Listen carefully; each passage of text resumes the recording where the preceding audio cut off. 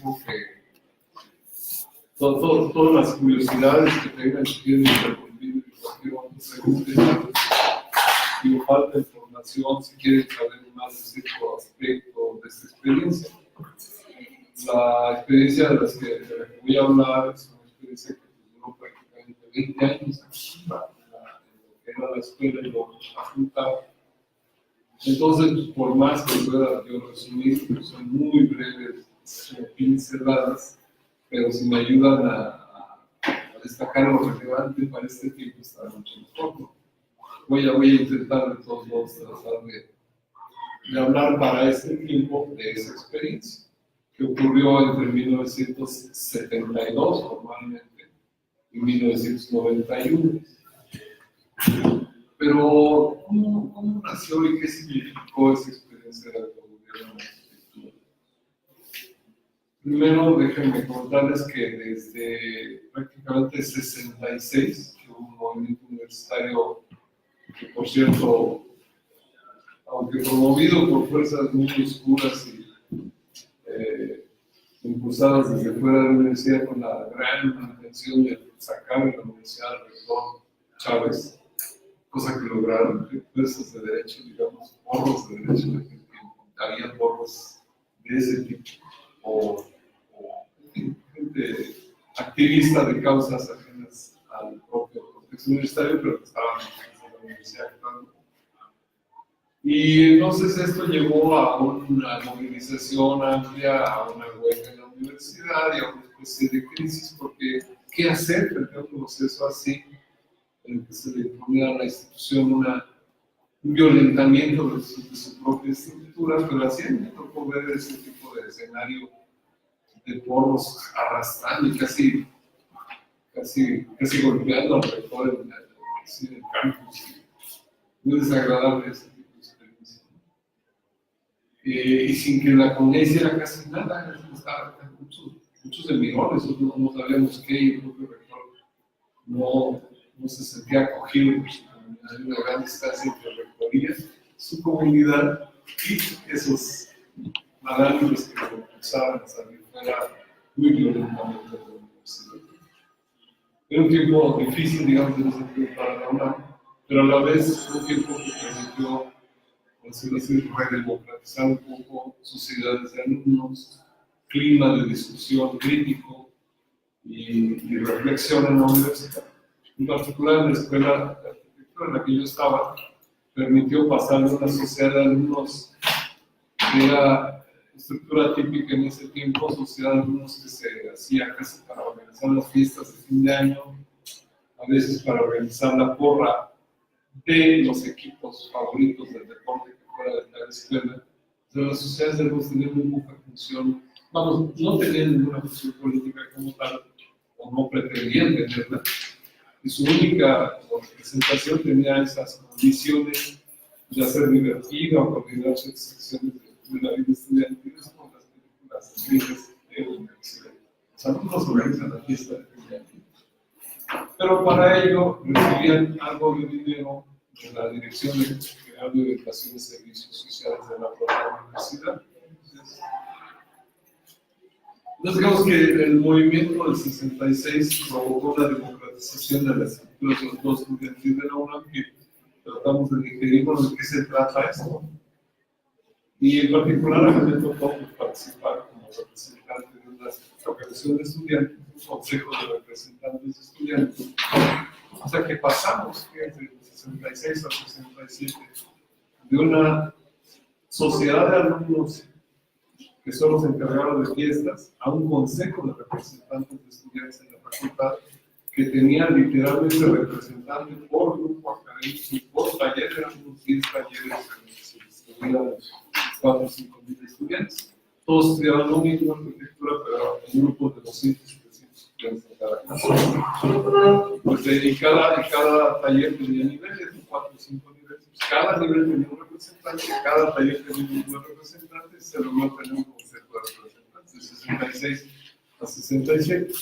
Lo digo como un detalle interesante porque ese equipo de estudiantes estábamos participando como consejo de representantes, pues nos empezamos a dar cuenta, por decirlo muy sencillo, contemporáneo con ciencia diferencian sus compañeros de economía, de ciencias políticas, de otras escuelas españolas que tenían como más lucidez respecto a la crisis que vivía el país y la que estaba pasando en la universidad.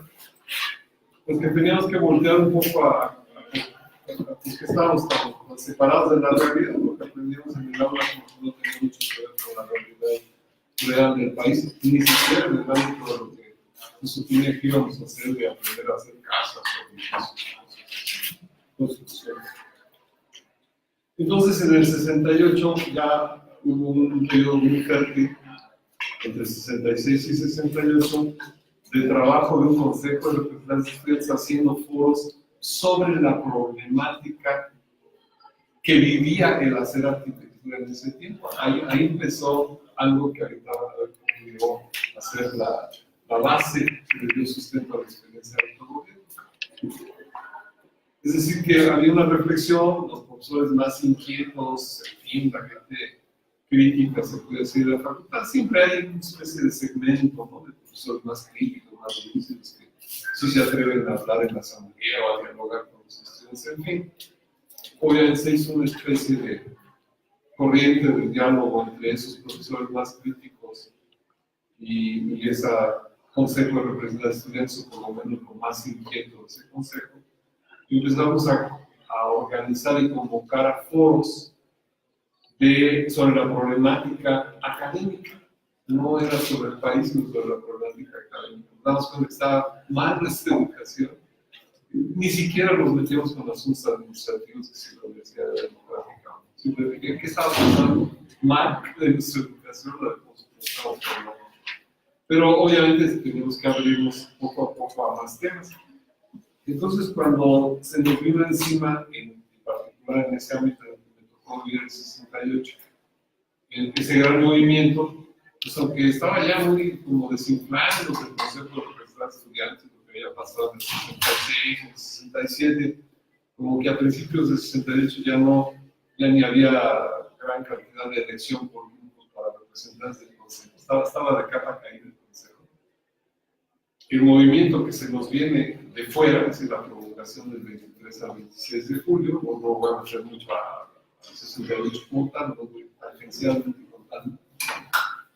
Por supuesto nos tomó a una especie de generación que todavía éramos estudiantes, que habíamos vivido el movimiento anterior y que con toda tranquilidad teníamos un poco más de experiencia de lo que era hacer y participar en una asamblea más democrática, organizar un comité de trabajo estudiantil para estudiar. Al grado que en el 68 tuvimos la afortunada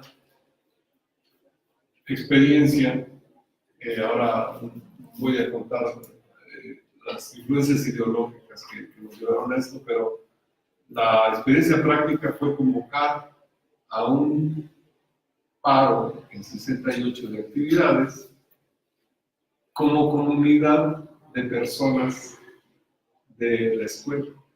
Fíjense lo que digo, no como estudiantes,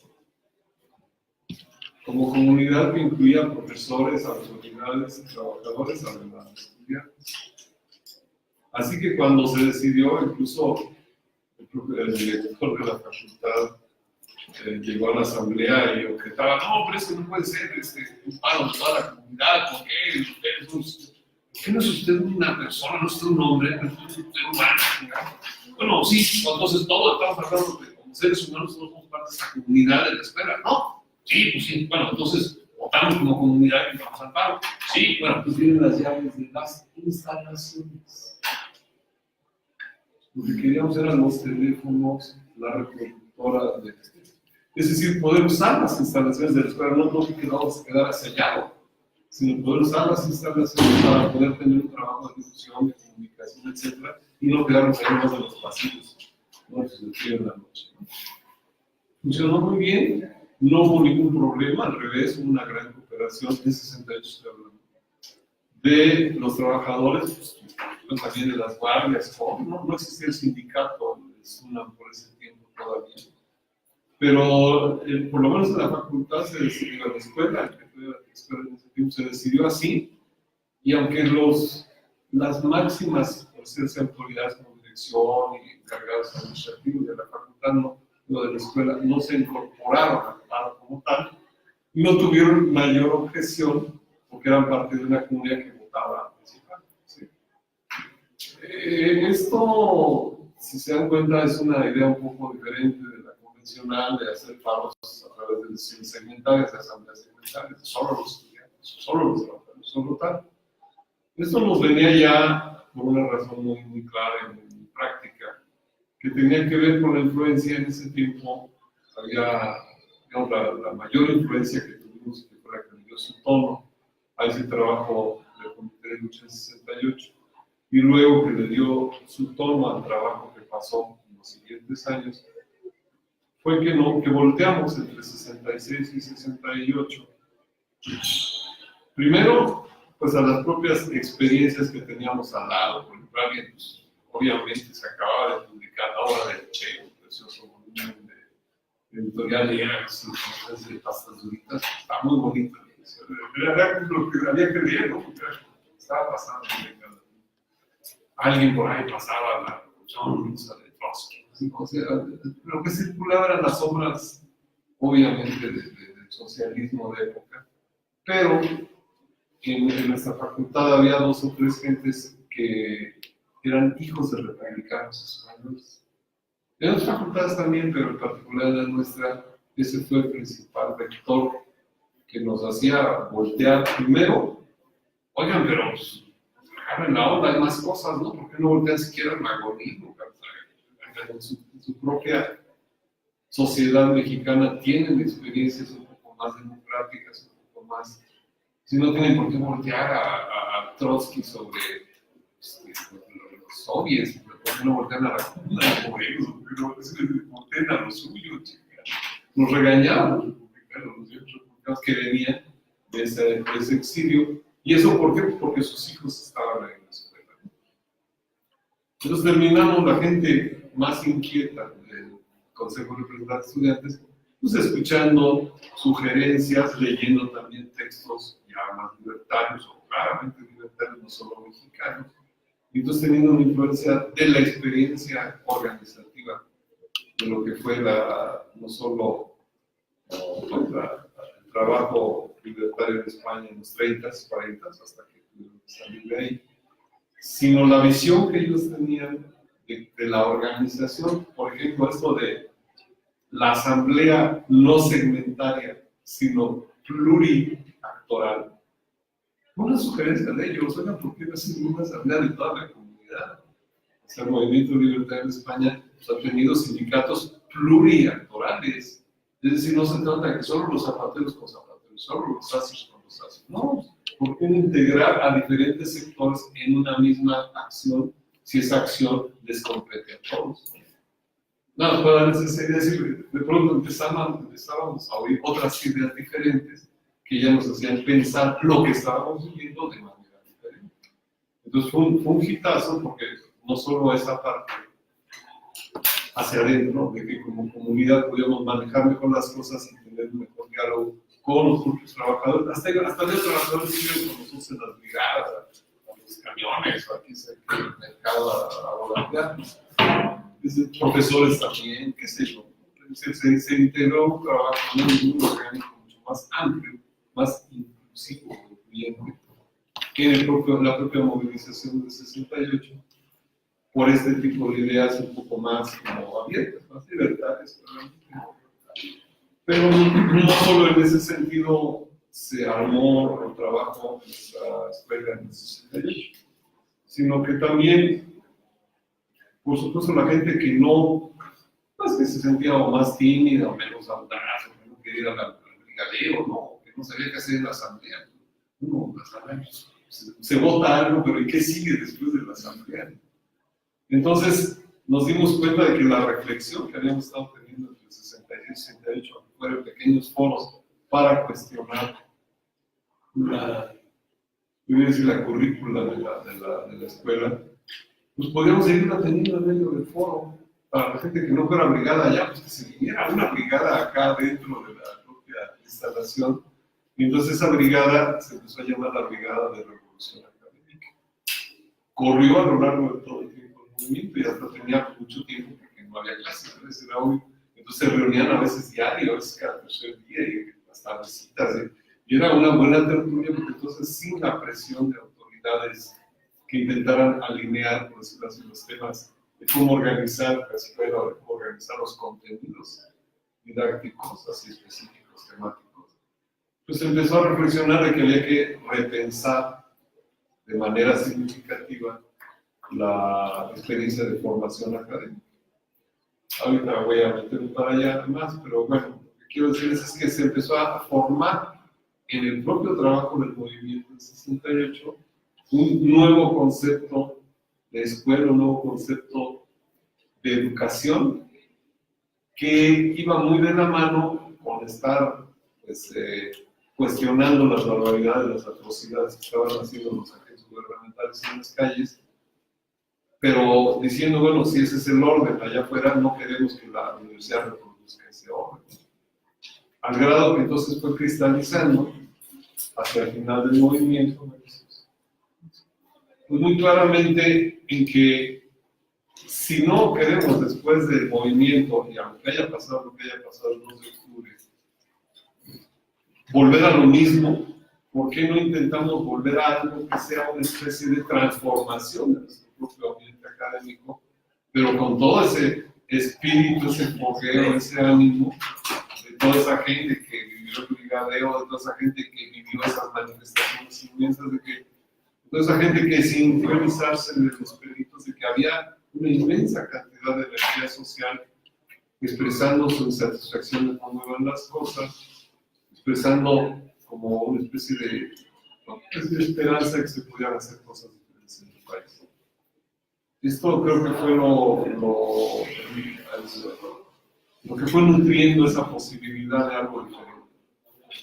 Entonces, digamos que en breve, si esto de pregunta y cuando quieran, y lo que quieran, voy a hablar sobre eso, estoy resaltando de esto. Entonces, este proceso culminó, por un lado, muy bien, en diciembre de 68. Nosotros fuimos la última escuela, en febrero de 69, de regresar a clases. Y déjenme añadir algo más.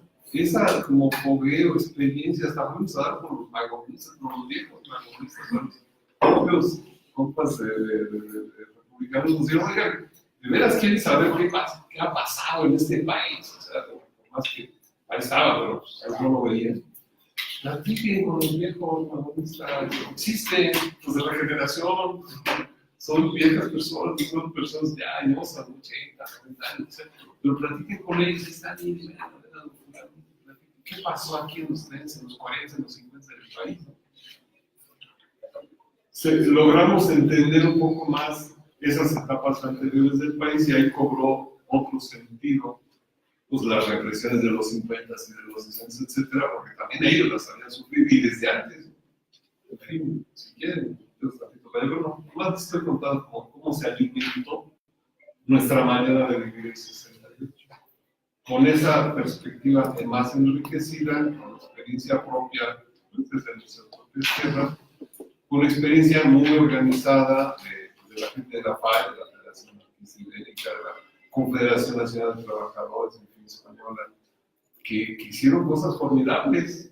De hecho, como ellos nos decían, perdón, es muy importante esta parte, de que me tocó pues conocer en vivo algunos de estos personas españolas, republicanas, reces, así firmes, de la FAI, que tenían muy clara la idea de lo que se había peleado en España en los 3 años. Por resumirlo en una o dos frases, bueno, es que ahí en España se jugó hacia dónde podía seguir lo que fue luego la catástrofe del nazismo en Europa. ¿Por qué? Porque en España se libró antes que en otros países, entre el 36 y el 39, o una ofensiva de la democracia a esas fuerzas más retrógradas, en el caso monárquico de España, pero apoyado por el fascismo alemán, como sabíamos, estaba toda clase de apoyo. Es decir, ahí se estaba librando la primera batalla de lo que fue la Segunda Guerra Mundial.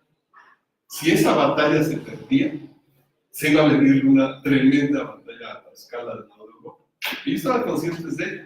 Y no solo eso, sino también estaban conscientes de dos cosas más. Que hubo nulo apoyo de las democracias, ni europeas ni de todo el mundo, a esa batalla. No sé si es claro lo que digo. Aún a esa conciencia, hubo tanto temor a los avances, por decirlo así, de la democracia autogestiva española de los 30, que había llegado al poder en 1933 con una propuesta de gobierno que se había instalado a través de y constituido una nueva república con una nueva constitución, parecido al caso al de Chile, ¿no? En los 70. Claramente democrática, muy abierta, muy plural, se valen todas las corrientes comunistas, stalinistas, trotskistas, y también anarquistas, y también liberales, y también campesinos que no tienen ninguna, y también cristianos, y también monárquicos. Esa era la República de Española. Esto, decían ellos, es la batalla que estamos librando por defender eso, o si es, por decirlo así, si el Frente Español es derrotado, pues a ver cómo nos toca en todo el mundo. Nada de apoyo democrático, un escamoteado apoyo de la Unión Soviética, incluso hicieron papilla a todos los revolucionarios españoles. Si Sandro lo conocen, en 39 es derrotado por el aparato monárquico. Con todo el apoyo alemán, el Frente Español o la República Española, y pues al exilio o a la represión total, y empieza ya la salida de los alemanes fascistas, los nazis, pues, a invadir los otros países, y ya no tienen quien se les oponga de este lado, entonces ya pueden expandirse, y entonces ahora sí los aliados, ¡ay, qué barbaridad! Es decir, pero no defendiendo para nada esta república porque era demasiado inquietante ese tipo de cosas. Entonces digamos que en ese sentido, esa experiencia que nos la podemos reducir, entonces venimos de esa batalla, las formas que teníamos funcionan en lo vivo y en lo democrático, pero a nivel global hay que pensar las cosas de otra manera. Entonces, pues, hay que decir de la experiencia con, y como les digo, sus propios hijos estaban viviendo eso ya como compañeros nuestros en la UNAM. Creo que fue muy benéfica esa influencia, no solo de la arquitectura, sino que hay algunos otros compañeros en los facultades. Tal vez puedo interno más de eso. El caso es que este tipo de influencia y la manera como vivimos en 68, les decía que nos permitió en la Escuela Nacional de Arquitectura dos cosas. La primera, entender o leer un poco con más claridad cómo se venía esa ofensiva tan fuerte del gobierno hacia el movimiento. Y nos permitió en una asamblea histórica en la Facultad de Arquitectura, en la Escuela de Arquitectura, llegar a la decisión el 18 de septiembre por la mañana, por cierto, el día en que el ejército invadió la UNAM. Pero antes de invadir en la tardecita, el mediodía de la tarde, entre 5 y 7 de la noche. Tomar la decisión en la asamblea de que debíamos adoptar la táctica del cangrejo, de ahí a pasar las Olimpiadas. ¿Sí saben cómo trabajan los cangrejos con la ola? No, cuando viene la ola, el cangrejo se mete en la arena, no le hace nada a la ola. Por más que venga la ola, el cangrejo es como que se descarga los chiquitos así para romper, oye, ¿sabe cómo? Se mete a la arena. Ya no está eso. Esa es la práctica. Entonces, digamos, no tiene sentido. Estos están dementes porque quieren su Olimpiada, no quieren que nada les trastoque su Olimpiada, van a hacer barbaridad. Ya teníamos la noticia, ya habían echado la tropa a las instalaciones del pueblo unos días antes, ya habían echado la tropa en el centro de la ciudad. Es demencial oponer los movimientos y la buena onda contra esa cosa, ¿no? ¿Saben qué, queridos? Váyanse cada quien a su casita, el movimiento sigue, pero después de que termine la Olimpiada. ¿Sí me entienden? Esa fue una manera muy sana, muy fresca de mantener viva toda nuestra gente. Me consta, conozco a algunos compañeros que estuvieron ahí el 2 de octubre, pues no, nadie le prohibía a nadie ir a ningún lado, pero fueron porque quisieron ir. Y lo que les tocó, y luego lo que contaron, y tengo algunos testimonios de eso, pues son terribles, pero la decisión estratégica como comunidad era: no vamos a meternos en ese tipo de cosas. O sea, uno puede tomar decisiones prudentes, se podría decir. ¿A qué nos llevó esa decisión prudente? Pues, pero nuestra comunidad estaba, se puede decir, intacta, prácticamente muy poca agresión había sufrido directamente. Y entonces, cuando ya termina la Olimpiada y el gobierno dice: pues ahora sí vamos a volver a las clases, ya terminó todo, estén en las ustedes. No, pero nosotros no queremos volver a clases. ¿Y por qué? Déjenme leerles un parrafito que es de esa época, de ese momento, y que fue nuestra respuesta en ese momento desde diciembre del 68.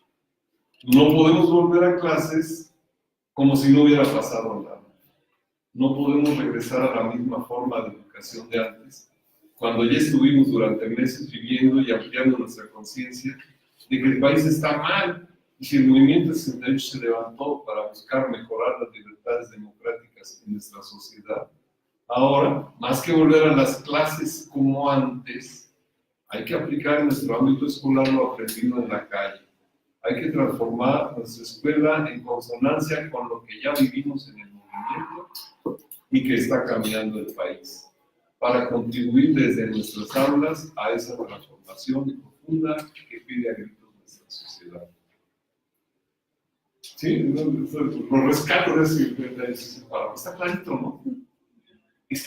Mucha gente tenía esa claridad, pero no sabía cómo hacerle. Las autoridades estaban induciendo a volver a clases. El gobierno decía: ya se acabó todo, ya están en paz.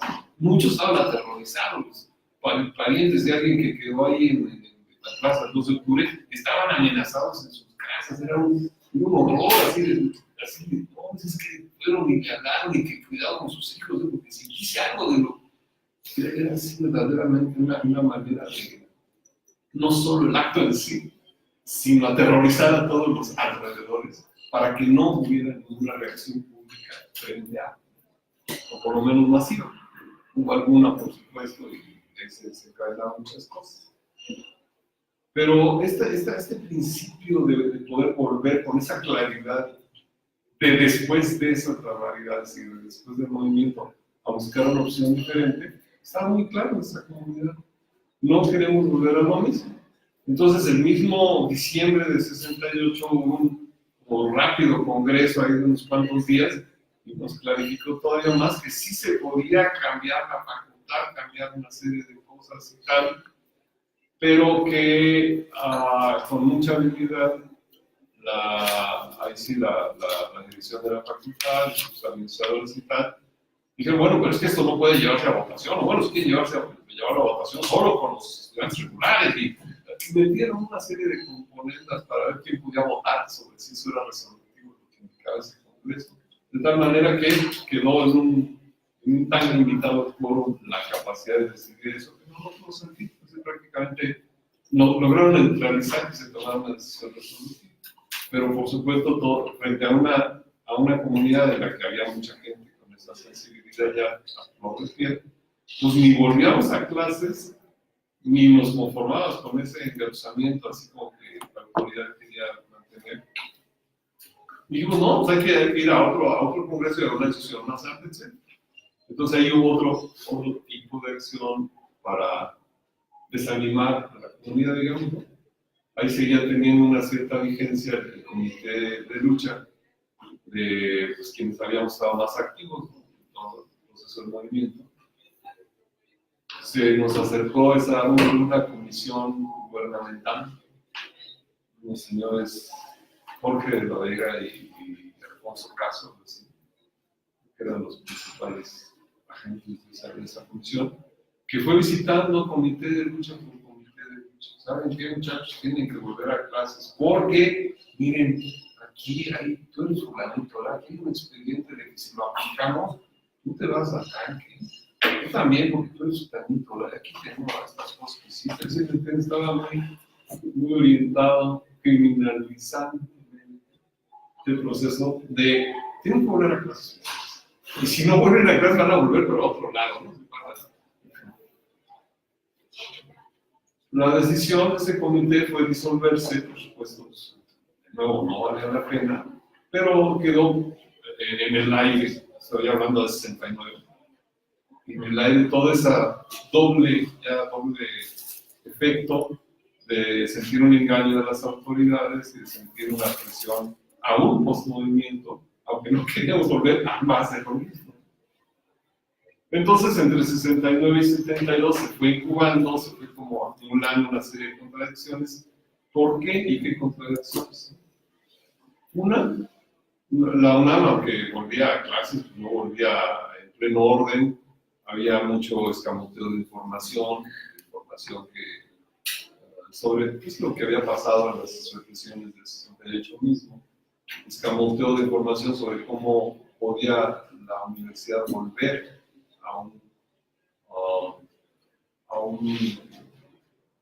a una forma de funcionamiento que por lo menos fuera más satisfactoria para los participantes en la institución, estudiantes, profesores, etc. Si ubican el fenómeno de lo que fue tanta insatisfacción en ese momento, podrán entender por qué en ese momento la universidad creó los SHs. Todo el profesorado de SSH fue todo ese como profesorado más inquieto como estaba saliendo y que, híjole, que había que dar una opción un poco más agregada a eso, ¿no? Pero que no alterara básicamente la institución. Entonces los SSH fueron una válvula de salida para una parte de esa inquietud. Otra parte pues era cómo le hacemos para continuar el orden universitario de una cierta manera, pero con ese clima que ya describí. Y una tercera pues, fue con mucha gente desesperada, porque todo el mundo sabe que entre 69 y 79 u 80 hubo lo que se llama la década de la guerra sucia. ¿Pero por qué? Porque muchos chavos se desesperaron, se aceleraron, si ya de por sí había movimientos de alzados en armas en México antes, estaban los maestros de Guerrero, o los campamentos que se llaman Morelos en la Sierra del Sur, de los maestros de Guerrero.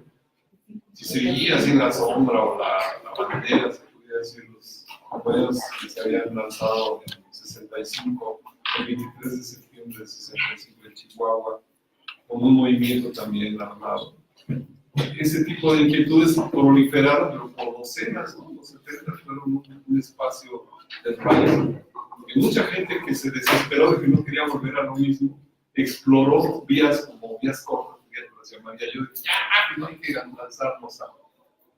Que por supuesto fueron muy influenciadas por lo que podríamos hoy ya llamar como el fenómeno del foquismo guerrillero, tan fuertemente influenciado por el Che Guevara, ¿no? Che Guevara logró protagonizar heroicamente una especie de apariencia de que el foco guerrillero de la Sierra Maestra era la vía, ¿no? Que no era tan difícil, que era ya en América Latina, organizarse como foco guerrillero y crear las condiciones para Bueno, no era tan así la historia en Cuba, pero ese tipo de esquema influyó fuertemente a grupos que pensaban que sí, que hubiera condiciones mucho más sólidas de base social, de condiciones históricas locales, etcétera, de condiciones objetivas y subjetivas en sus sociedades, pues ya con eso ya podían lanzarse, y se lanzaron. Y cuando esa historia no. Hubo gente que se lanzó. Pero en cambio, en nuestro caso, por fortuna, aunque había, y desde el 68 mismo, la decisión a veces era que ya aquí traigo el cielo de mi abuelo, hay que lanzar. De veras, era así demencial, o sea, más acelerado. Pero aquí a mi papá, ¿qué hacer? Es nazlo, regresas, no es para eso, no están las condiciones de Tatay, por favor, etc. Bueno, en cambio, sí hubo una inmensa movilización, inmenso crecimiento de las personas, y eso que les digo que empezó a pasar en 69 y hasta 72, pues se fue acumulando como contradicciones progresivas cada vez más fuertes, que son las que llevaron a una inmensa asamblea. Déjenme leerles otro pedazo que ya logré condensar, digamos, en una como versión muy clara de lo ocurrido en ese momento, ¿no? Digamos que el 11 de abril de 72 van a ver una secuencia, que estoy saltando ya al tiempo, pero no vale la pena para condensar, ¿no? El 11 de abril de 72, hace 48 años, una inmensa asamblea de más de 2.000 participantes, imagínense el escenario, ¿no?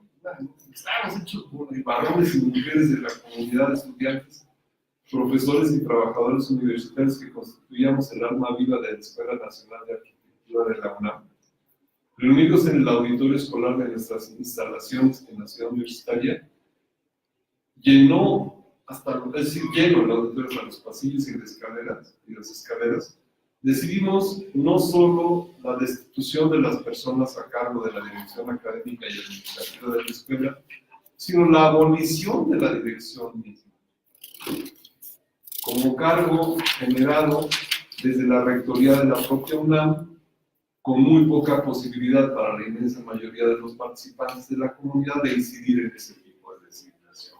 Nos negábamos que nuestra comunidad fuera regida por un tipo de autoridades.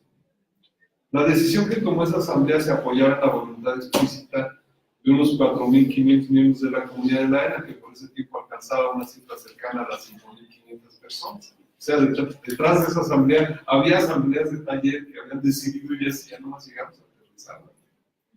Representaba más o menos a 4/5 partes de la comunidad ese tipo de decisión. Cuando ya tuvimos claro eso, nos fuimos a la Asamblea General y tomamos. Así va la cosa.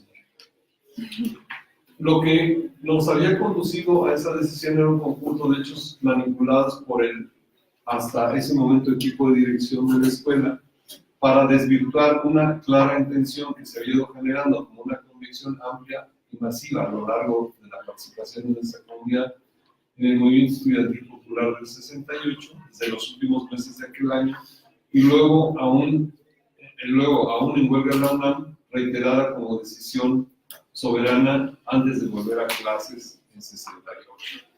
Es decir, que esa decisión se fue cocinando cuando hubo ya una, llamarlo de alguna manera, una propuesta o idea, por lo menos embrionaria, de que podíamos volver a un tipo de escuela con una currícula que ya no fuera la misma de antes.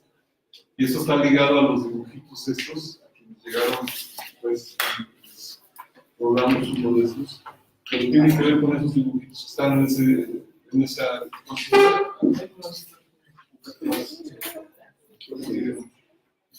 Es que cada quien tenga uno de estos. Me falta la... A ver, hay tres ahí. El movimiento no solo cargó una currícula, vamos a decirlo así, sino que acumuló la experiencia vivida en el 68 de esos 6 principios que aquí hasta ya logramos poner así muy estilo arquitectónico, todos. Pero que déjenme contarles o explicarles un poquito más así el detalle de estos 6 principios. Los 6 principios, si se fijan, y con esto quiero añadir un detalle más a la composición de nuestra ecuación. Por supuesto, en ese comité de revolución académica de la escuela, ya poco a poco se convirtió en facultad en esos años. No solo había gente con preocupaciones libertarias, había también, por supuesto, revueltistas, ¿no? Revueltas, que se revuelta como el ideólogo de esta idea de autogestión académica, pero la aterrizaba mucho en lo académico, y no trataban de ver lo que estos 6 principios abarcan un poco más ampliamente. Entonces teníamos gente revueltista, por decirlo así, y muy fieros profesores, muy convencidos de esto, además de algunos con esta inquietud libertaria, y por supuesto otros un poco más liberales y hasta románticos en los espíritus arquitectónicos de la arquitectura, las artes, entonces había de todo, ¿no? Ideológicamente era muy interesante la ecuación, pero logramos, se puede decir que consensar estos 6 principios representados en estos 6 dibujitos que van de esta manera, ¿no? La enseñanza a dialogar. Para nosotros era clave que queríamos expresar que el proceso de enseñanza-aprendizaje se optimiza y se entiende como un intercambio crítico, y si ese diálogo permite no solo que el profesor evalúe al alumno, sino que a lo largo del ciclo académico los alumnos también evalúen a los profesores. Esa fue una práctica que estableció el autogobierno después. Esto restablece un sano balance en la vida académica y la hace más productiva.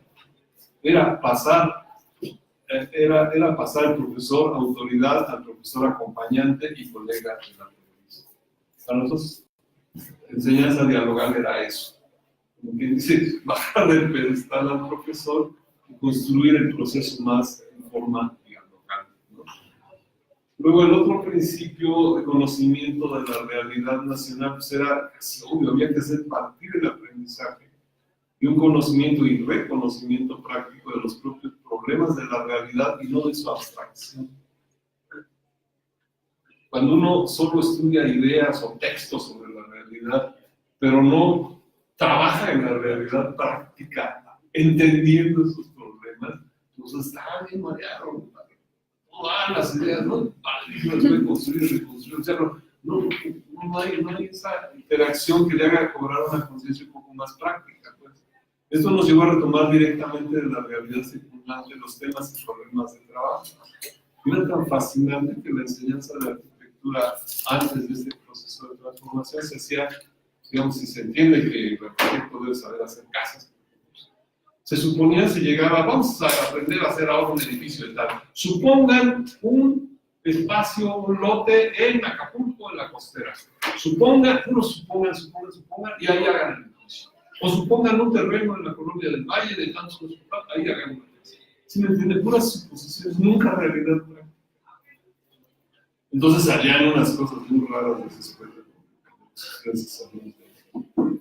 El aprendizaje en la praxis, que es muy complementario de eso del conocimiento de la realidad nacional, la praxis, pues, ¿no? Es decir, el concepto claro y profundo de la praxis. No bastaba acercarse a la realidad, sino que era necesario comprometerse con ella y transformarla. Esto es acercar a los estudiantes a participar no solo en un periodo terminal de servicio social, sino a través de toda su formación académica, subrayo desde el primer año, en procesos de proyectación, el trabajo que se ha tenido con los arquitectos, que sirvieran a la vez para su aprendizaje progresivo y como diseños arquitectónico-urbanísticos de alguna utilidad para sectores culturales urbanos y rurales que no podían pagarse ese servicio en el mercado profesional. Esto permitió extender ampliamente los beneficios del trabajo académico hacia los sectores sociales más necesitados de la solidaridad. Y con esto no solo se aprendería arquitectura, sino se humanizaba la formación del estudiante y se le ayudaba a mantener los pies en el suelo mexicano, contribuyendo a mejorar la vida. Es muy formidable, extensión universitaria como eje desde el primer año, trabajo en campo, materias aplicadas en casos prácticos, situaciones concretas. Fue un nutrimento, incluso dialogar. Mucho de la experiencia del proceso que en estos años tuvo muy buen auge de lo que se llama el movimiento urbano popular. Pues, por supuesto, se reunían ahí las propias organizaciones de colonos, de vecinos, organizadas de por aquí y por ahí, no solo de la Ciudad de México, de otras partes del país. Veían en la UNAM su espacio orgánico de estar ahí, se sentían en casa. Era muy lindo eso, la universidad, con gente que no era solo estudiantes, sino que también pedía ayuda y la recibía. Pero también esto, el otro de los principios, la crítica, la autocrítica, pues complementó esto de la necesidad para una formación científica y realista que permitiera que el aprendiz se ejercitara en la crítica y en la capacidad continua de autocrítica, que convirtiera en costumbre, que convertida en costumbre democrática, ayudara a construir y seguir modificando un proyecto de aprendizaje continuo, un proceso permanente de adecuación y orientación. O sea que aprender a no establecer por sentadas las cosas, vamos a voltear y voltear. Y había dos principios más interesantes que ya inciden mucho en la vida académica de otra manera, ¿no? Sobre la currícula de totalización de conocimientos. Aquí aparece nos vuela el cerebro en el dibujito de arriba a la derecha. El proyecto autogobernista comprendió desde un principio la búsqueda de una integración de los diferentes tipos de conocimiento que pide la formación universitaria en un espacio articulado, el taller integral de diseño arquitectónico, que permitiría articular información, experiencia directa de la realidad y un proceso dialogal de aprendizaje en una síntesis creativa en proceso continuo. Esto forma y no solo informa al futuro profesionista con un criterio amplio y realista. Y finalmente, la autogestión como forma académico-administrativa. Aquí es donde a veces saca chispas el asunto. Desde un primer momento entendimos que solo con la participación activa y amplia de la comunidad en pleno de nuestra unidad, hablamos de la unidad facultad, podíamos avanzar juntos. Así fue decidido que la asamblea plenaria de la comunidad académica, sentido de estudiantes, trabajadores y académicos, era el órgano de máxima decisividad de nuestro autogobierno.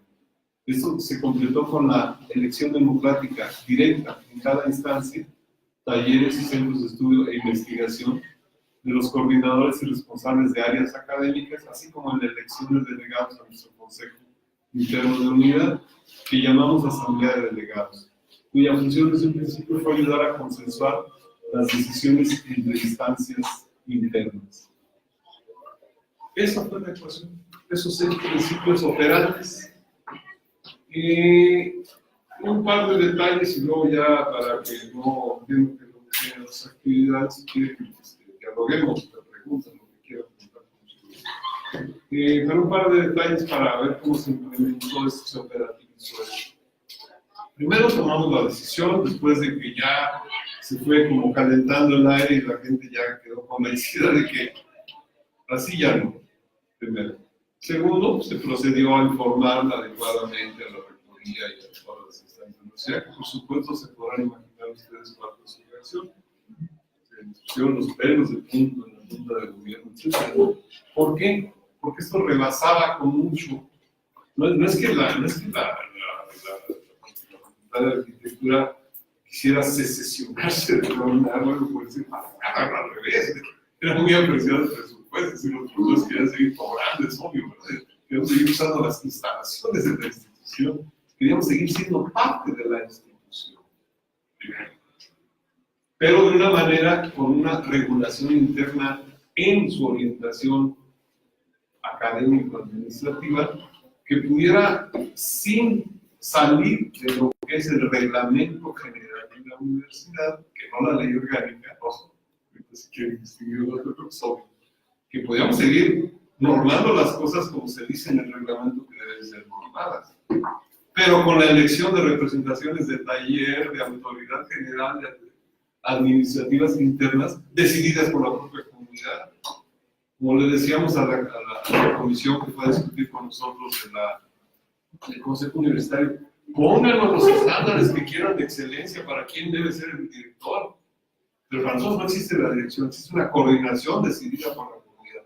Pónganle los estándares de excelencia que quieran, pero nosotros podemos discutir temas, lo que sea, pero nosotros decidimos. No la comunidad. Ahí me chingaba de decir. Pero eso para todo el esquema de cambio de elección de abajo a arriba. Es una decisión de fondo de si discutir que es legítimo elegir gente de abajo arriba o todo ser electo de arriba abajo. Ese es el problema de la gerontocracia universitaria, ¿no? Que tiene un esquema en su ley orgánica, el 33, que define que las cosas deben ir de arriba abajo, en ese sentido esquemático. Entonces, digamos que el primer problema fue, bueno, pues ¿qué hacemos? ¿No? Pues vamos a seguir trabajando. ¿Qué quieren que hagamos? ¿Que vaya a la comunidad con ustedes que el rector, que era don Pablo González Casanova ya en ese tiempo, escuche, vamos, fue la asamblea, esas 2,000 gentes en otro momento, a ir a hablar con el rector? Pues el rector no quería recibir, decían que era cuestión de agitadores y esas mayorías activas y pasas. Bueno, entonces si quiere, viene a la asamblea para hablar con usted para que vea que no son una bola de... Fue la asamblea de arquitectura y nos instalamos en los jardines, en las salidas por todos lados que tiene rectoría y en los pasillos, a esperar a ver cuándo el rector se dignaba a recibir. Entonces ya me recibió horas después, pasado casi todo. Digo, bueno, parece que sí, son. Sí, señor. No hay misterio, es una comunidad que dice que quiere tal, que quiere ser parte de su comunidad, pero que quiere ser más democrática. El propio rector Casanova luego publicó en la Gaceta, bueno, sí, hay que revisar las formas democráticas, es cierto que son limitadas las formas de participación, habrá que explorar. ¿Sí me entienden? Vamos, no es ninguna persona que no entienda esto, el señor rector Lombardo Casanova entendió perfectamente el problema y hasta expresó su opinión de que había que revisar y pero le echó la pelota al Consejo Universitario. Y el Consejo Universitario dijo, pues, ¿qué hacemos con estos locos? Bueno, a ver, primero vamos a ver si es cierto que es eso que dice. Entonces mandó una comisión que a lo largo del 72, prácticamente hasta principios del 73, fue taller por taller, instancia por instancia de arquitectura, preguntarse, así como, ¿de veras es cierto que, a ver, vamos al taller 2, al taller 4, ustedes, ¿de veras que? Pues sí, señor, claro. Entonces, cuando ya hizo su auscultación, lo que llaman auscultaciones, regresó al pleno del Consejo Universitario y dijo, no, pues sí es cierto, es una comunidad de la que 80% de la comunidad quiere tanto. ¿Qué hacemos? Entonces, muy elegantemente, yo creo que con una muy fina manera de atender el problema, era gordo el problema, el Consejo Universitario estableció una resolución más o menos del tenor siguiente. Por ahí está la historia de los aceites, porque se publicó. Bueno, parece evidente que hay una experiencia sui generis que se está desarrollando ahí, que pudiera ser interesante darle posibilidad de desarrollarse para ver si de eso aprende la institución, así como muy cautelosa la afirmación. Y entonces, pues vamos a decir a muchachos y a ver qué pasa, ¿no? Bueno, lo del presupuesto, mire, como hay una parte de la comunidad, es una quinta parte de la comunidad, que tiene una idea de que las cosas deben ser como antes, vamos a reconocer que también existen dos opciones y no solo una. Entonces, le vamos a dar la mitad del presupuesto, la mitad del presupuesto. Así de claro. Y mañana y pasado y cada año que siga, les vamos a dar a ellos, a los rectoristas, el presupuesto que crezca. A ustedes no. ¿Sí? Así va a crecer la cosa. Así va a seguir creciendo durante 30 años. Así pasó. Los 20 años de autogobierno pasó. Entonces, aunque la experiencia fue muy fructífera, muy interesante, muy de base claramente democrática para ejecutarse, la primera existió, por si alguien lo duda. Segundo, funcionó bastante bien. Tercero, tuvo un gran impacto social, no solo en el resultado de mucha obra de proyectación popular, creó prácticamente un estilo no solo de tarea. Hay un programa muy interesante con la producción de arquitectura en México, no sé si alguien haya estado asomando por ahí de casualidad, pero sabrá que prácticamente el 80% de la obra que se edifica de casitas, casotas o edificios, no lo hacen arquitectos, no lo hace el gran mercado, lo hace la gente como puede.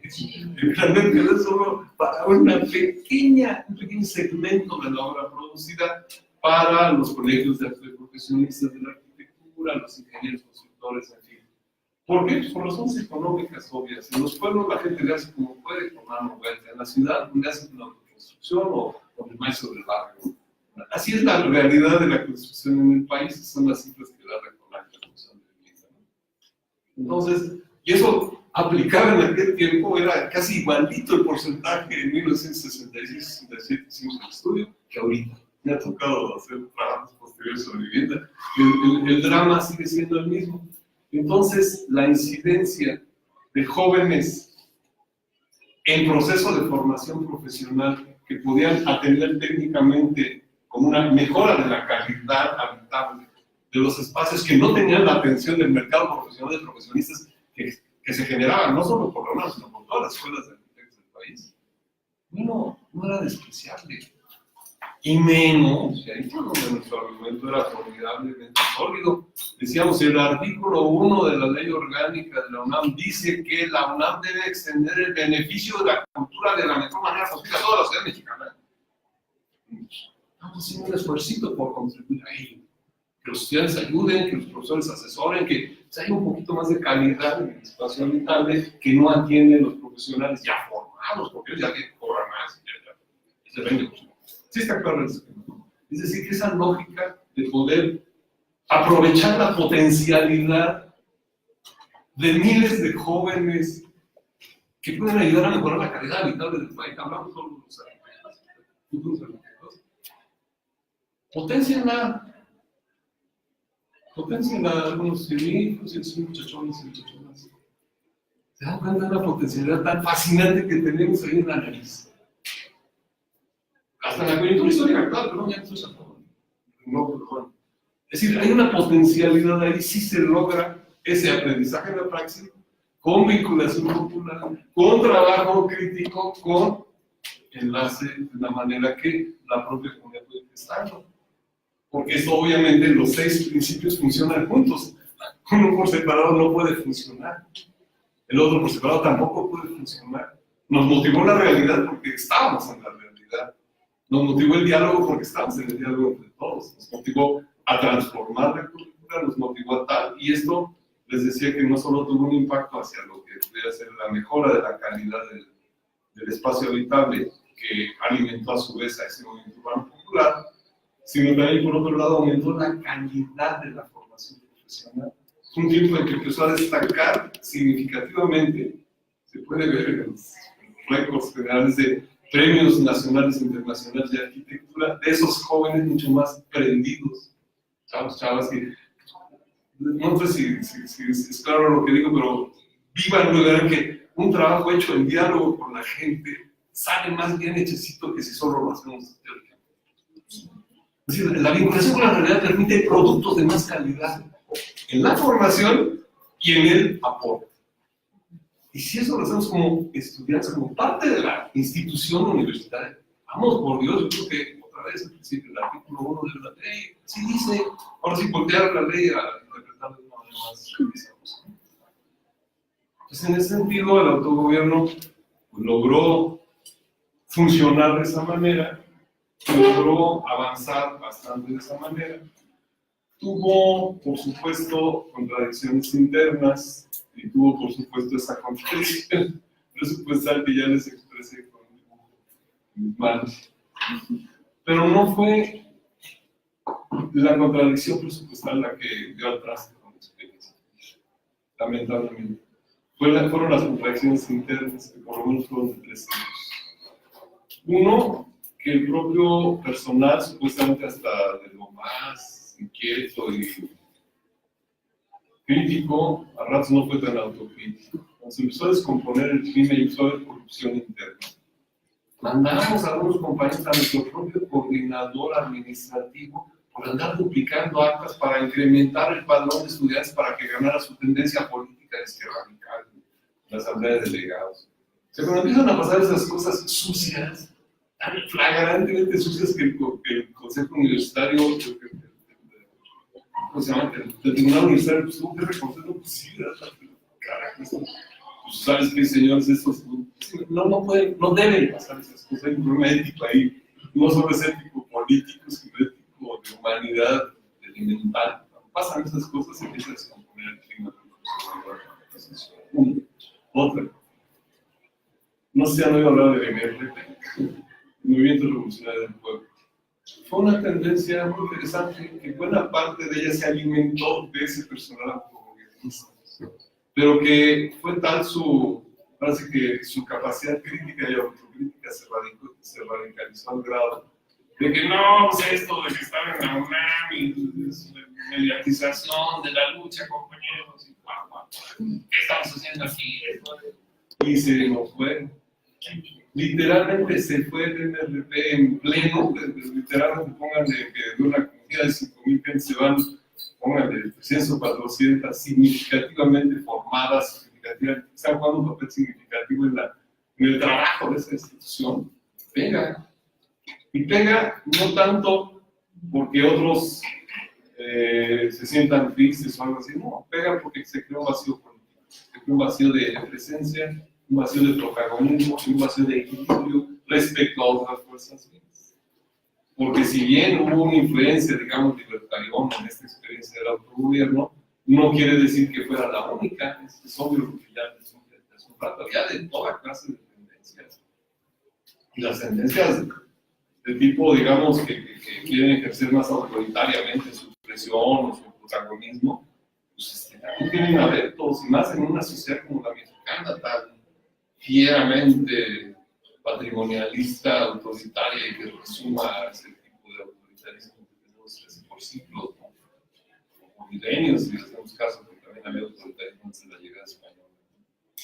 Es decir, que tenemos muchos problemas en la inercia de la propia vida de la sociedad mexicana, en la vida de la institución, el cuchillito de palo de que todos los privilegios, todos los crecimientos del presupuesto, todo para allá, y de pilón los radicales se van a aprovechar por eso. Conclusión, la ecuación se fue debilitando y cuando terminó el momento, ¿cómo termina, cómo cierra la experiencia, su vida formal? Porque como bien se dice todavía en los pasillos de arquitectura, pues sí, murió el autogobierno, pues que vive el autogobierno.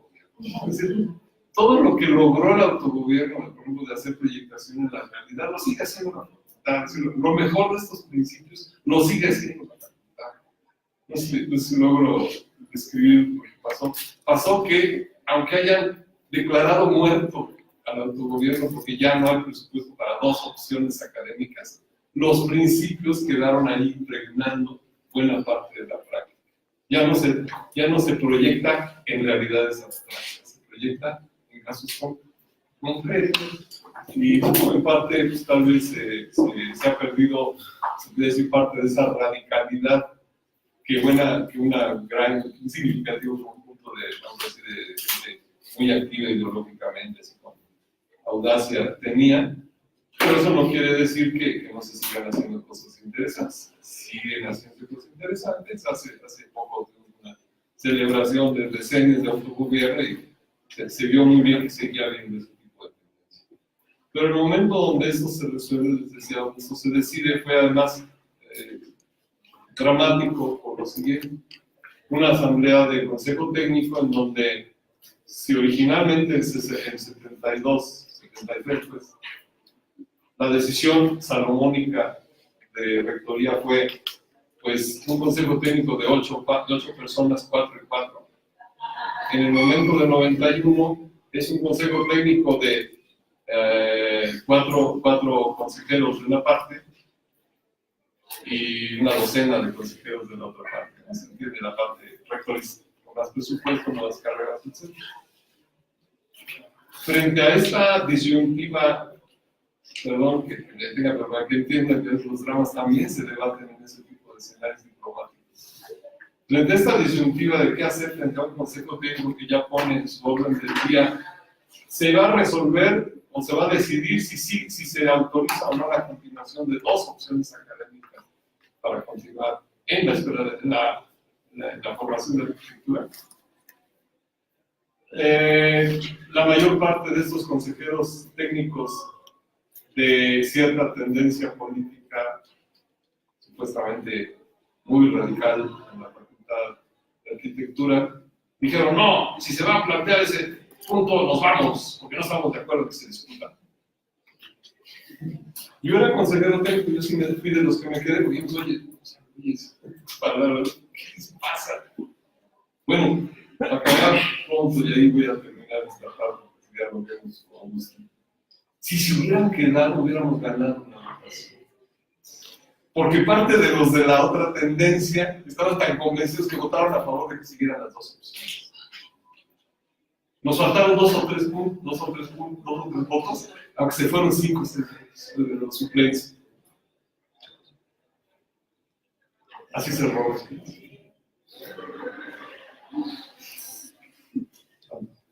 Diálogo. No insisto que estoy viendo pero cualquier duda, pregunta, con mucho gusto. Más detalle. ¿Cómo ven? Siempre de algo de testimonio, ayuda, inspira.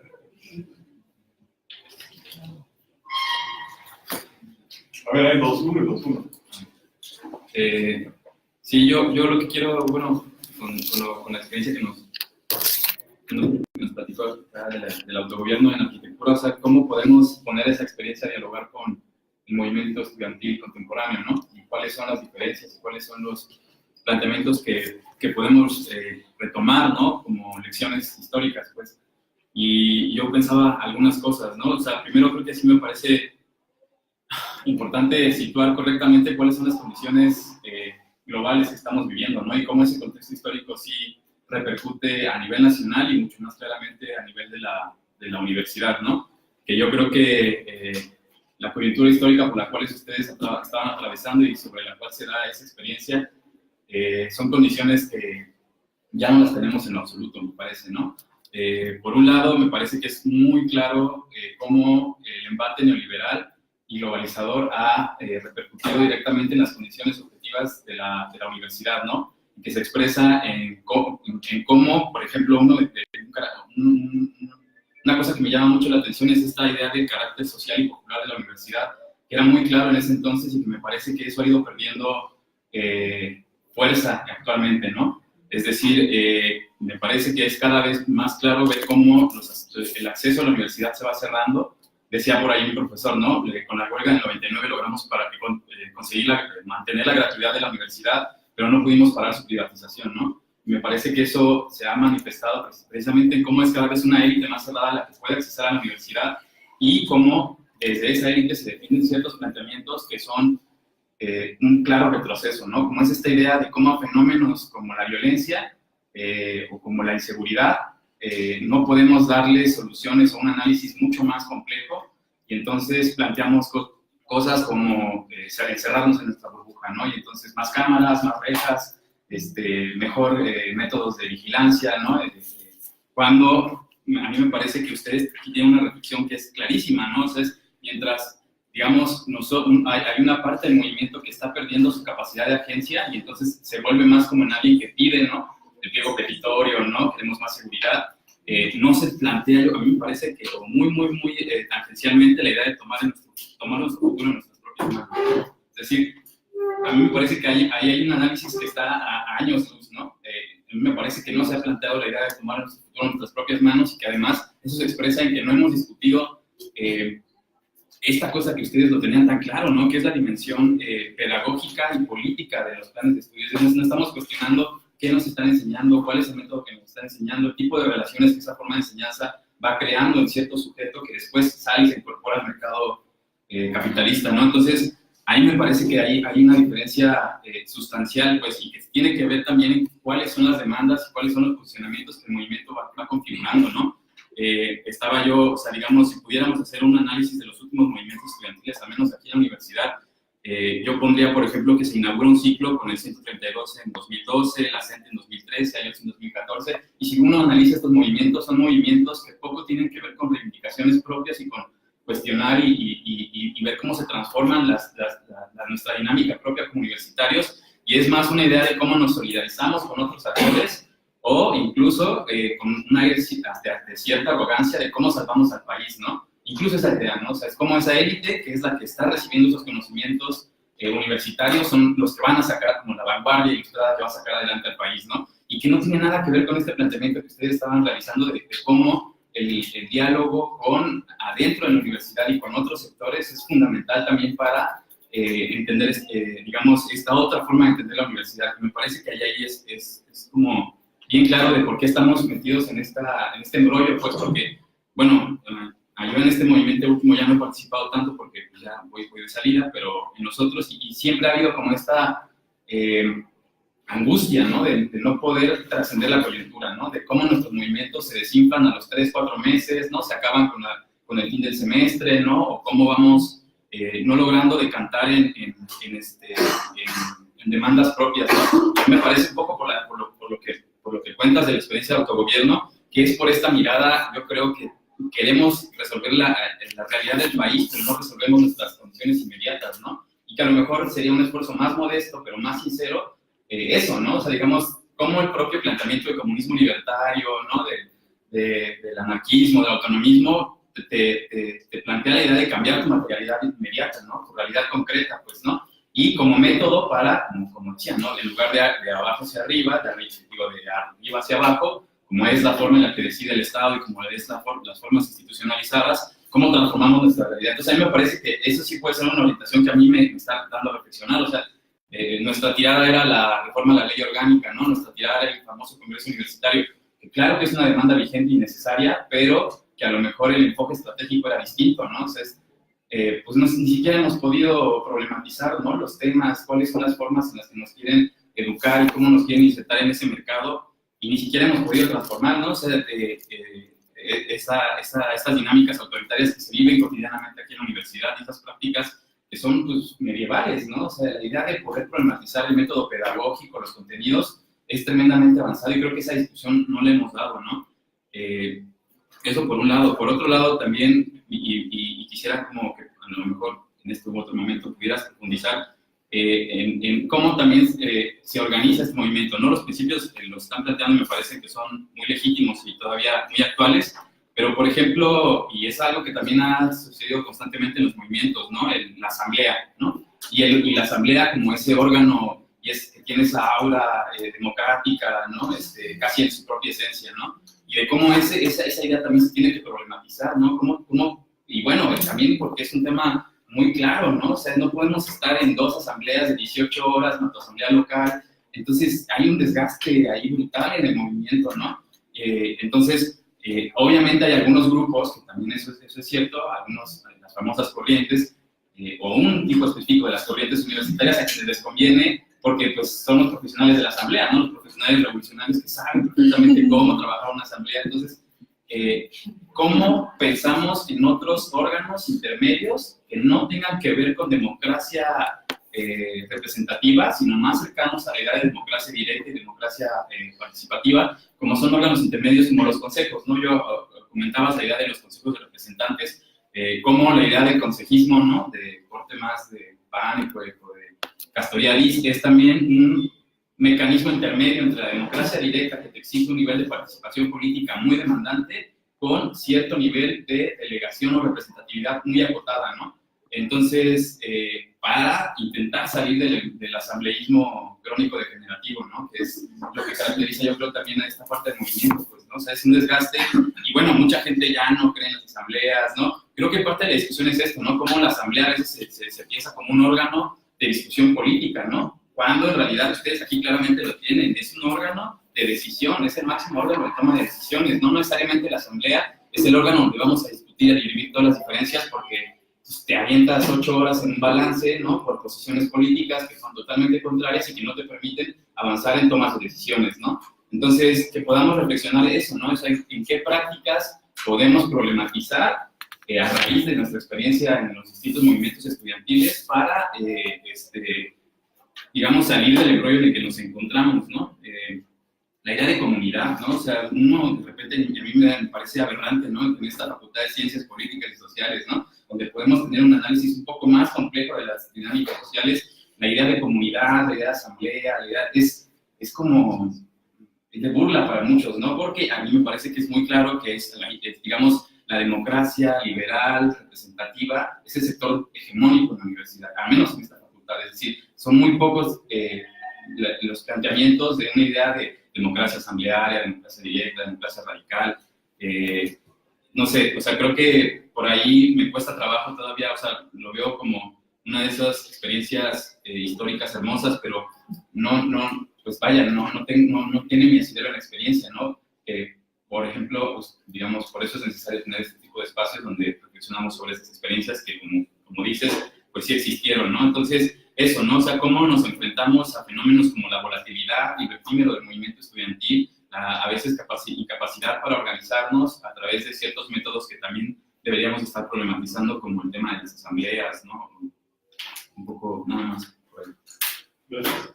He intentado a devolver, pero hay devuelvo tantito para que sea más ágil. Muy puntual, sí, por supuesto, hay que como aterrizar en estas condiciones de este tiempo, como traté de subrayar que desde 66 hubo ya una especie de núcleo activo que fue preparando las condiciones, no porque se lo propusieran, en 66 ni nos imaginábamos que iba a pasar en el 68.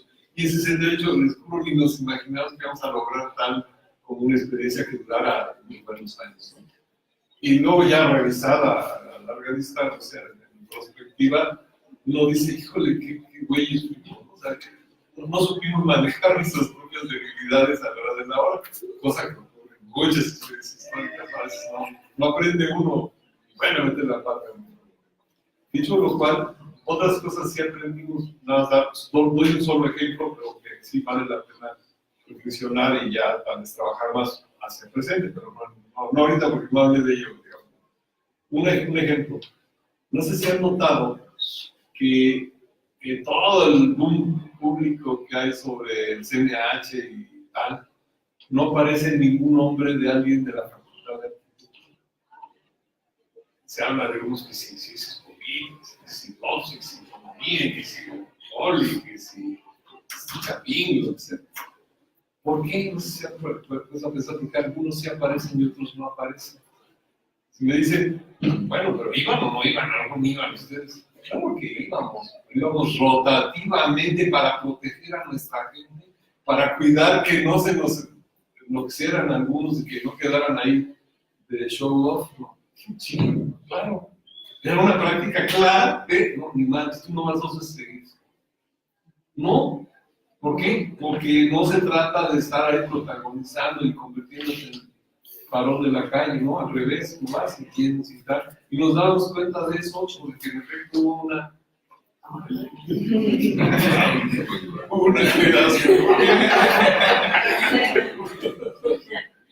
una inmensa manipulación de algunos segmentos muy fogueados políticamente. No les describo la práctica y ya lo dejo. En el CNH se dio algo que vale la pena cuidar para que no pasen otras asambleas de representación, digamos, macro, que el asunto del mareo del tiempo, ¿no?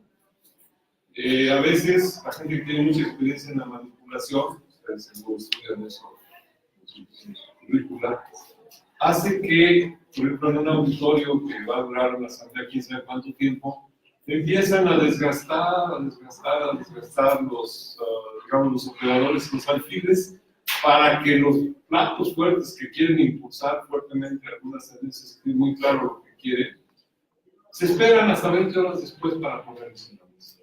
Hasta se van a dormir, dejan a sus alfiles que operen, y que desgasten, y que limpien, y que estorben, y que metan ruido, y se hagan un desmadre. Y 20 horas después llegan ya en la madrugada, cuando ya queda la tercera parte del pueblo, están en los ruidos, y dicen, compañero, es importantísimo. Por favor. Y de filosos son figuras que están ahí todo el tiempo, en vez de esa rotatividad tan sana que, oye, pues que se foguee, que tengamos más representantes, que vaya otro, que aprenda más gente, ¿no? Desde los tiempos de la historia de la democracia en Grecia y los primeros experiencias así era, que se rotaran los cargos, a veces hasta diariamente, ¿no? ¿Sí me entiendes? Digo, puedo voltear a la experiencia de cómo tener formas democráticas un poco más sanas, pero necesitamos practicarlas. Yo al final voy a hacer una pregunta muy sencilla, que tiene que ver con lo que está planteando. Pero sí quiero destacar dos partes, dos aspectos de lo que mencionan. Uno, el autogobierno viene en el 72, a 4 años de 68. Eso es muy importante. O sea, muy importante. Había una conciencia. Era gente formada en el movimiento de 68. El otro aspecto es que además había estudiantes buscando algo. Y lo comentaste bien. Había multitud de corrientes políticas. El abanico era extraordinariamente amplio y era una discusión permanente todos los días en todas las clases. Eso establecía que todos tuvieran una postura y se agrupaban de diferentes maneras. Y como ya se comentaba, unos ganaban, otros perdían, pero otros además llevaban adelante su proyecto. ¿Qué significaba? No sé, hace un rato, aquellos que querían, pues incluso ya habían tenido en sus manos algo, un fierro con el cual consideraban que podían hacer algo, y se iban. Otros se fueron al movimiento verde, otros se fueron con los campesinos, etc. Los estudiantes, todos estaban buscando. Y de los que se quedaron dentro de la universidad, pues trabajaron en ese tipo de organización. La pregunta es esta: ¿cuántas más escuelas se vieron influenciadas por el autogobierno? Porque se sabe que hubo cogobiernos. A mí me tocó, por ejemplo, no sé si ha hecho bien, trabajar en lo que se conoce como cogobierno. Ese se ha hecho bien. Recuerdo economía, no tan claro como lo presentas tú, pero fueron múltiples y proyectos, no solo el autogobierno. La verdad, sí, yo lo tengo que comentar, compañeros. En aquel entonces, el autogobierno de arquitectura rifaba hasta en las marchas. O sea, llegaban las marchas del autogobierno y casi que abrían la valla para que ellos iban a estar adelante. Nada más por ser el autogobierno. Así era. Esa es la pregunta. Yo creo que en la UNAM hubo varias experiencias o protoexperiencias, en efecto, cargadas de diferentes tonalidades. La de psicología fue la más cercana o afín a la arquitectura. Hubo un intento de medicina y hubo la experiencia de gobierno en economía, mucho más orientada por una formación, diría yo, leninista de tipo centralista democrático para construir la forma de gobierno. En cambio, en este caso era mucho más abierta, plural y con influencia fuerte, más fuertemente libertaria. Eso en la UNAM. Luego en la ENA también hubo toda una revolución académica. Luego me invitaron a ser profesor allá y hicimos cosas hasta que hubo una experiencia cumbre de que crearon una especie de opción de arquitectura, de antropología, de la libre escuela de antropología, que se aceleraron tanto que se lanzaron y luego no pudieron sostener la experiencia, a diferencia de lo que pasó en el autogobierno, pero sí hubo varias experiencias de ese tipo. Hablo solo de las de la zona metropolitana, pero también hubo otras porque algo que casi no se ha mencionado, aunque aquí tienen un compañero egresado de aquí, el Víctor Mota, que acaba de escribir algo sobre la geopolítica del 68, del movimiento 68, no sé, alguien ya tiene por ahí, se los recomiendo. Tiene un tabiquito sobre la importancia que tuvo lo siguiente. A diferencia de este movimiento actual, que lo que he podido observar y participo en las tensiones sobre filosofía, además de las movilizaciones de una que otra marcha grande y de las grandes asambleas, hay muy poco trabajo, sea en comisiones acá de reflexión, en el espacio de paro, y nada de lo que en aquel tiempo fue la clave de la movilización y del despertar de toda la comunidad universitaria, que fue el volante del brigadero. Es decir, que la movilización, el acercarse a otros sectores sociales en aquel tiempo, hubo días en que estimábamos, o sea, que había una coordinación, digamos, en el comité de lucha en el que yo estaba, teníamos el cuidado, sí, si salían brigadas, a veces salían 2, 4, 6 brigadas que se formaban con un pequeño grupo, a veces con algún profesor, a veces con algunos compañeros trabajadores y unos cuantos estudiantes. Pero así en cada instancia de la UNAM, y así otras y otras y otras, entonces de pronto estimamos que teníamos en movimiento en la calle 300-400 brigadas diario. Multiplíquenlo por 5 personas o 8. No convenía que fuera demasiado grande, correr rápido, si se vendiera la clase de edificio.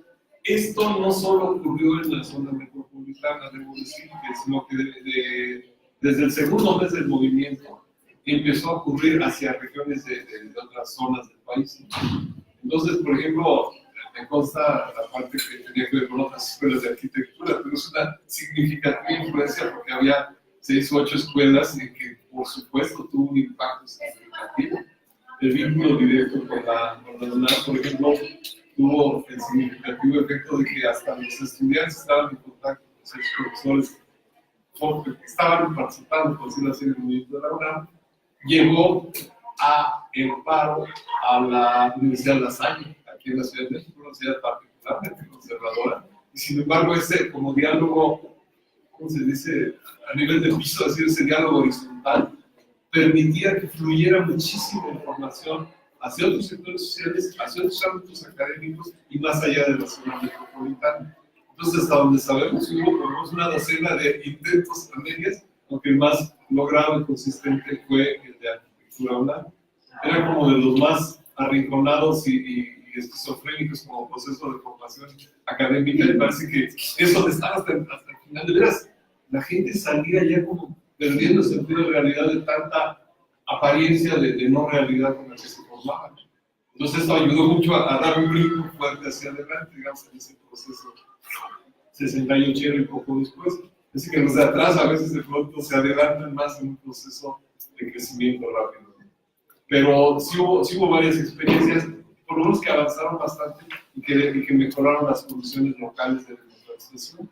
Eso fue significativo. No le hemos seguido el rastreo a todas, pero todas han generado su influencia local, por lo menos en Jalapa, por lo menos en Sinaloa, en Sonora, en Chiapas, en Tabasco, es decir, los que conozco en Oaxaca, ¿no? Tuvieron influencia, aunque no llegaron a los gobiernos. Más como detalle. Sí. Bueno, nada más una cosa súper rápida para agradecer a los compañeros que gustaron aquí el espacio de organización, a Xochitl y Martín, que pues, no se podría podido hacer, ¿no? Debido a los grandes trámites burocráticos que se tienen que hacer para conseguir una auditoría acá, y que muchos sufrimos todo el tiempo. Y esa es una. La otra es es muy enriquecedor. Yo no sabía lo del 36 y los republicanos se lo hubieran gobierno de cultura. Y justamente creo que el problema o sea, coincido completamente con Abraham, que el problema de la universidad en sí es abstraer, y más en esta facultad, abstraer demasiado para aterrizar tan poco. Entonces, en ese sentido, de lo de comunalismo libertario, etcétera, de lo que se puede llevar a cabo, creo que la universidad sí es un espacio de acción. Y me gustó mucho más como este ejemplo de la guerra del 36, ¿no? Porque en la guerra del 36, digamos, no fue como un chasquido de dedos y ya dijeron, pues sí, vamos a tomar las fábricas para producción colectiva, etcétera, etcétera. Sino fue un trabajo de mucho tiempo, pero por fuera de las subvenciones y por fuera del sindicalismo de muerte que propagaba la misma república, ¿no? Y que costó mucha sangre, ¿no? Y que justamente es más gracioso que si mucha de la experiencia de Europa venga a refutar y decir, bueno, es que hay viejos magonistas, ¿no? En los cuales ejercieron como un cierto tipo de democracia directa por medio de sus usos y costumbres, ¿no? Y aquí creo que es muy complicado así como ocultar esos dos, porque, digamos, yo creo que sí hay una visión incluso como desdeñosa hacia otro tipo de ejercicios de tomar las decisiones o de ejercer las decisiones por medio de nuestras discusiones. Entonces, lo que les decía hace rato, creo que una medida inteligente de las asambleas es no tener como a una sola persona decidiendo sobre lo que se va a hacer, ¿no? Pero justamente, ¿cómo podemos, digamos, dar ese paso hacia allá si ni siquiera nos podemos escuchar a veces entre nosotros, en ese sentido? O sea, porque sí hay corrientes, hay divisiones, etcétera, pero no hay como tal, y eso es lo que yo vi, ¿no? O sea, digamos, lo que vi en estos tiempos, en estos días, es que avanzó demasiado rápida la discusión, porque incluso los grupos de los que hablan de que elitizan las asambleas se vieron mermados, ¿no? Porque la banda lo que quería hacer era tomar decisiones en torno a un plan de acción, lo que fuera, y que se cayó quizá por cuestiones obvias, ¿no?